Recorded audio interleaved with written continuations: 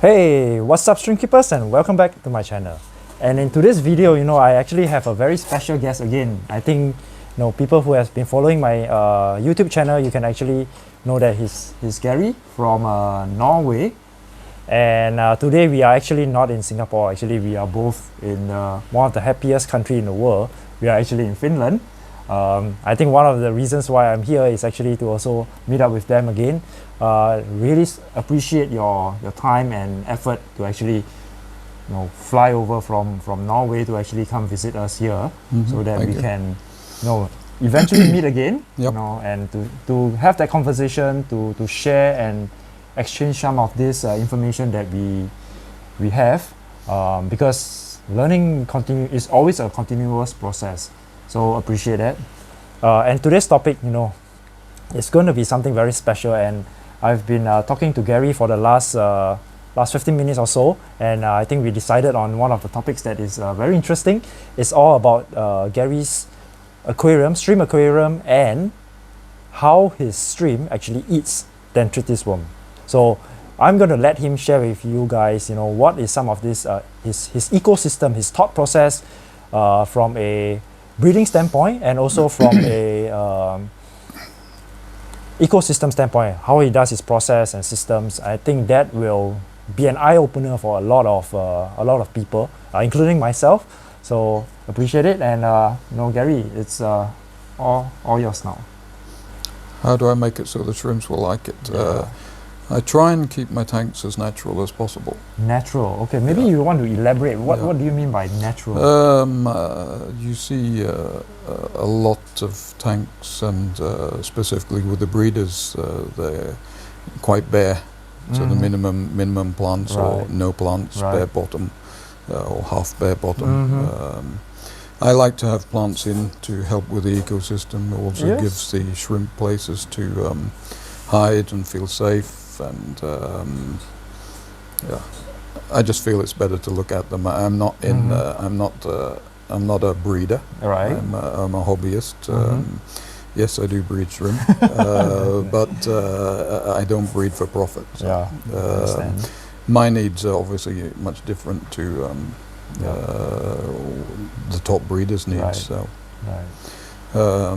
when it comes to water parameters, I don't get hung up on the figures, on the details. I don't actively know where my TDS is all the time. When I decide to do a water change, then I find out where the TDS is. Okay. Water changes, they happen sporadically. They're not performed on a, what should I say, a regular basis, or a weekly basis.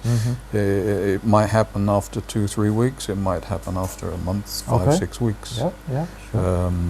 Really how do you do it? How do you do your water change? My water changes,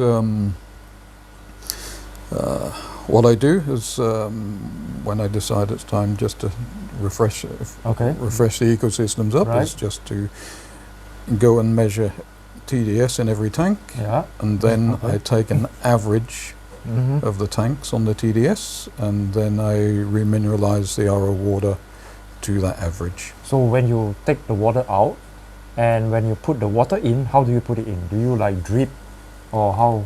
Oh no, there's no dripping. There's no dripping, right? So you put dripping. If we just go into dripping is very good when you introduce new shrimp into your shrimp run.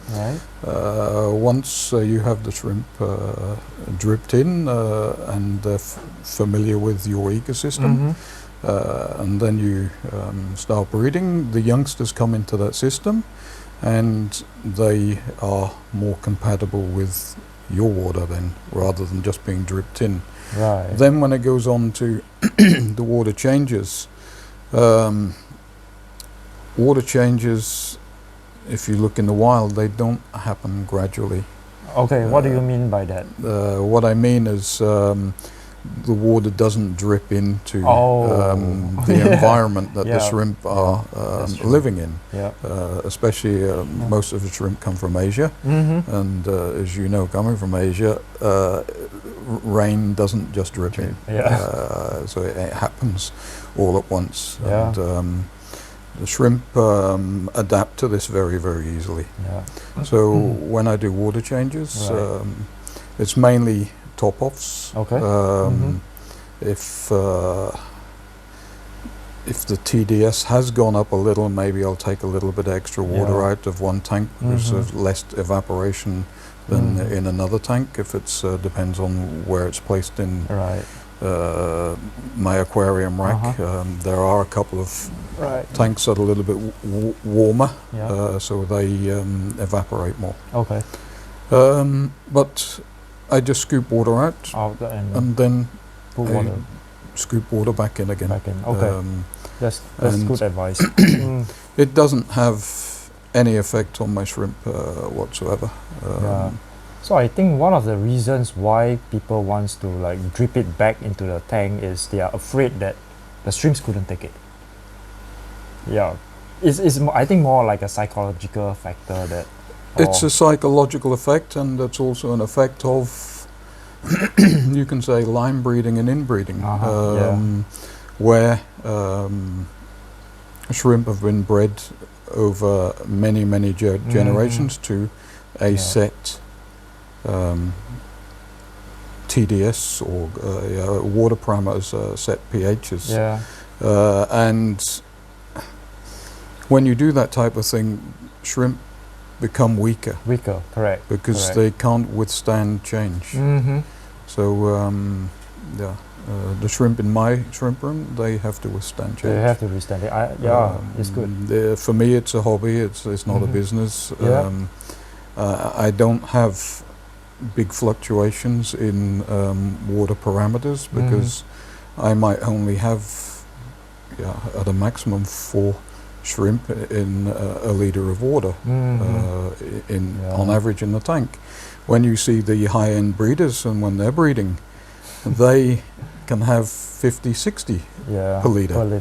That's a lot of in the show tanks and stuff like this, and breeder tanks, and you need to be very critical with your water changes then, because you're overloading your ecosystem in the tank because you're getting a lot of waste from the shrimp. You're putting a lot of food in.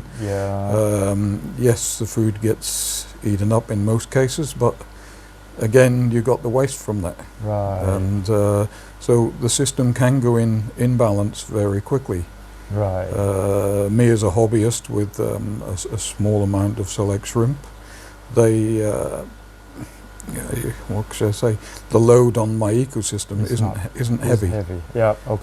So really, the parameters don't change too much. So then coming back to the food part of it, because if your parameters do not change, it means that there's really not much food that you keep adding every day, because there's no need to add so much food in the tank, because there are not so much shrimps in the tank, but there are a lot of natural food in the tank. So freely available. So now we are going to ask Garry, because Garry actually sent me a video of his stream that is scavenging around and then went into a hunting mode, because shrimps are not natural hunters. They are scavengers, so they feed off whatever they can find. They don't go around hunting for food. But when Garry sent me that video of his stream, his black fancy tiger, the crystalline ones, he actually, the stream actually started eating and hunting for Detritus worms. So maybe you can share with us that part of it, how and why your shrimps are eating Detritus worm, and how do you get them to do it? Because I know shrimps do eat snails, but I have not heard of shrimps eating Detritus worm until I see it.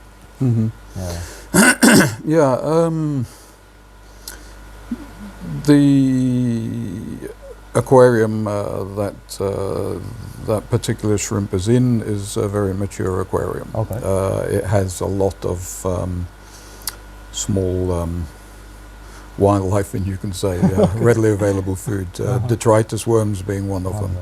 And it's so mature that the detritus worms are fairly large in there as well. They're not mini.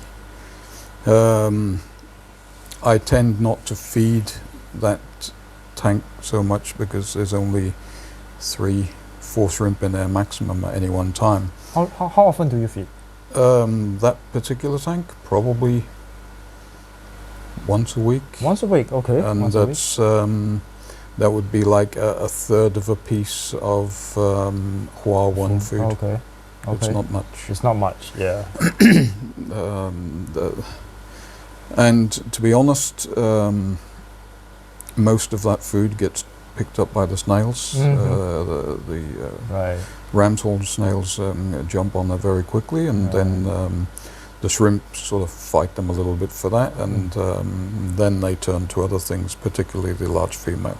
Okay. She has a preference for the detritus worms, wow, which is that's very amazing. You've seen the video. Yes. She just pulls them out, rips them to pieces, yeah. and eats them. And at the end of the day, it's probably the best source of protein they can get. I fully agree with you. It's 100%.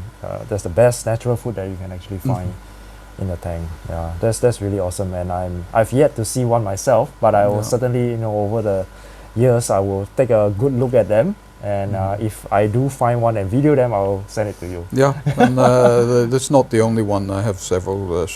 Have had several shrimp that do this. Wow, that's very amazing. At the end of the day, shrimp are scavengers, and I guess like anything, if there's no dead food available in large quantities, they'll then turn to something else. Yeah. Very that good. particular female likes the detritus worms. Awesome. Thank you very much, Garry. I really appreciate your time and taking time off, your busy schedule over the Easter weekend to come over here to have this conversation with us. So for those who like this video, please remember to give a thumbs up. And for those who are new to this channel, please remember to subscribe. And for those who want to look at or want to learn more about or any kinds of content that you guys are interested in looking at or learning, please feel free to write it down in the comment section below. And until next time, peace out.